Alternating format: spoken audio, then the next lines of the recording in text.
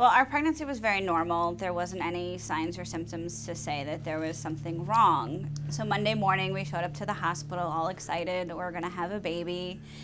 And we got hooked up to the monitors, and there was no variability for the baby. They came back at about 8:45 and said that they needed to take the baby out immediately. So we went into emergency C-section surgery. It was very quick, and about 8:38, we had a baby. He was blue, he was not breathing, he was coded, they were doing CPR.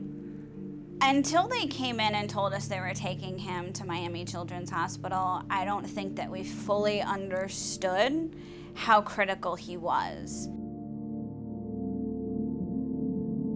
I made it over to the NICU unit, and he was in there. He had already been brought in. You know, that first night was just getting him stable, keeping him alive and breathing.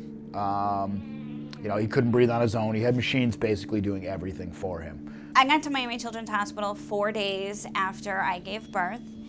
So the neurologist, Dr. Corrales, was talking about his seizures, and how critical he was. And it was at that time I just lost it. Friday morning, that's when the doctor and the surgeons called and said I needed to get over here immediately. Connor had taken a turn for the worse.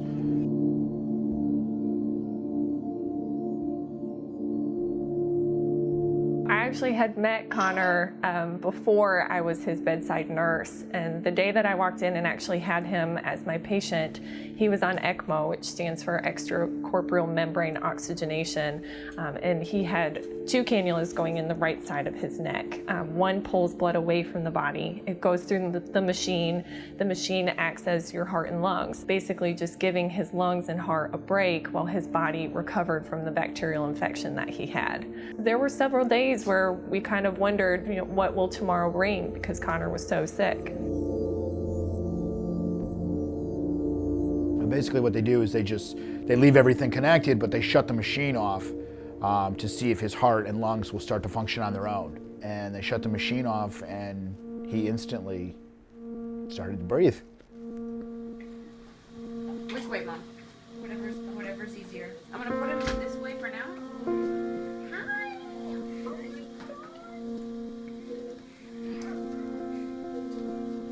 My Connor. All right. I'm gonna try to get him here.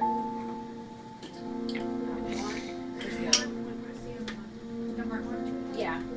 It was It's here. the most amazing feeling. I did not want to put him back in that crib at all. I just wanted to hold him forever.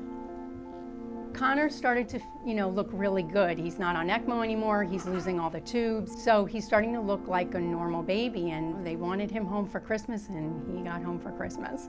Putting him in the car was absolutely surreal. Until we had him on the front porch taking a picture of my son in his home, it didn't feel real. We went inside with him and we cried. We just sat together as a family for the first time, alone, with no tubes and no doctors and no nurses, and it was awesome. Actually very remarkable to have an ECMO patient go home as quickly as Connor went home. They don't usually make it out in 3 months.